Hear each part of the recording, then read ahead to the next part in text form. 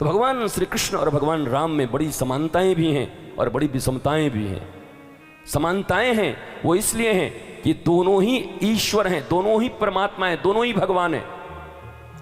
और जो विषमताएं हैं वो इसलिए हैं अकॉर्डिंग टू एज, वो त्रेता में आए हैं और वो फिर हजारों वर्षों के बाद द्वापर में आए हैं। तो रथ से राफेल जैसे हो गया, वैसे भगवान को बहुत सी चीजें परिवर्तित करनी पड़ी। भगवान एक पत्नी व्रता, भगवान कृष्ण बोले जितना आ जाए कोई बात नहीं, आने दो, 16,108 अनेक पत्नी। तो बहुत सारी चीजें जीवन में हुई। भगवान राम और कृष्ण के बीच में बस तुलना का आनंद ले सकते हो कि क्या क्या डिफरेंसेस हैं और क्या क्या समानताएं हैं, लेकिन वास्तव में अंतर तो कुछ नहीं। युग युग में वही आते हैं, जब जैसा जरूरत होता है वैसा आते हैं। अभी शकुनी इत्यादि के साथ राम जी रहते तो बड़ा मुश्किल होता, वो झूठ बोलने के लिए मना, लक्ष्मण झूठ नहीं बोलना है, और ये सब महाझूठे लोग थे। इसलिए भगवान कृष्ण ने झूठ, जिसको हम झूठ कहते हैं, जिसको हम मिथ्या कहते हैं, लेकिन वास्तव में वो मिथ्या धर्म की स्थापना के लिए।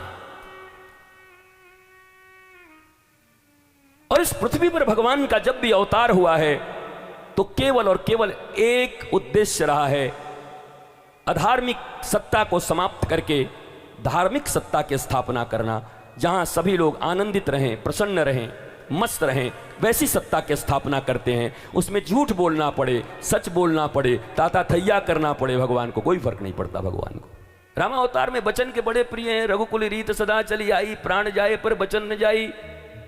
पिताजी ने कह दिया तो भी बोला जब ऐसे ही रीत है तो हम भी रघुकुल के हैं, हम भी अपने पिता का वचन मानेंगे चाहे कुछ हो जाए। बाद में पिता दशरथ रोने लगे कि राम मत जा मत जा, मैं तोड़ता हूं अपने वचन को। भगवान ने कहा नहीं, हम नहीं तोड़ेंगे। और भगवान ने एक बात भी कहा कि महाराज अगर आपको इतना ही वचन प्रिय है, घर में राम पैदा हुआ है तो वचन से इतना काहे प्रेम है? जब साक्षात परमात्मा घर में आ गया है, रामो विग्रहवान धर्मो, राम ही धर्म है, तो तुमको वचन से इतना क्यों प्यार है? और अगर अब वचन से प्यार है तो वचन से ही प्यार करो, अब राम से प्यार नहीं होगा तुम्हारा। इसलिए मैं चला, नहीं नहीं तू रुक जा, तू ये हो जा, तू वो हो जा। बोला इतना मुझे भी आता है, मैं भी बहुमत जानता हूं। केवल कैकेयी और मंथरा को छोड़ करके इस अयोध्या में हमारा कोई विरोधी नहीं है। तुम्हारी सत्ता तो पक्की है, लेकिन आपने यह निर्णय करने में भूल कर दिया कि जब परमात्मा सामने हो तो अपने वचन की रक्षा करें या परमात्मा के प्रेम की रक्षा करें। यह विवेक नहीं रहा आप में। रामायण को इस एंगल से भी देखने की जरूरत है। रामायण शतकोटि अपारा, 100 करोड़ से ज्यादा रामायण, 100 करोड़ से ज्यादा रामायण लिखे नहीं गए हैं, 100 करोड़ से ज्यादा विचार हैं रामायण के ऊपर। नाना मुनि नाना मत, अलग अलग लोग अलग अलग तरीके से डिस्क्रिप्शन देते हैं, डिस्क्राइब करते हैं। इसलिए भगवान राम ने दशरथ की बात नहीं मानी। नहीं नहीं, अब रघुकुल का बात चलाइए, आप वचन प्रिय है आपको।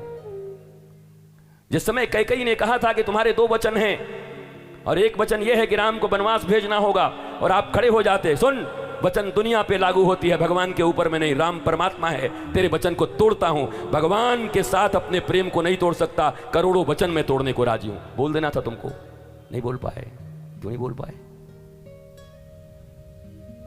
ये 2 टके के वचन पालन करें राम के सामने, कृष्ण के सामने, धर्म के सामने। ये तो अभिमान है, अहंकार है। शरीर, इंद्रिय, मन, बुद्धि, चित्त, अहंकार, देन आत्मा। तो इसका मतलब तो अभी आप 4थे 5वें दरवाजे पर ही फंसे हुए हो पिताजी। दशरथ नाम है तुम्हारा। इसलिए भगवान ने उनके वचनों का पालन करा दिया। अब आप वचन का पालन करिए।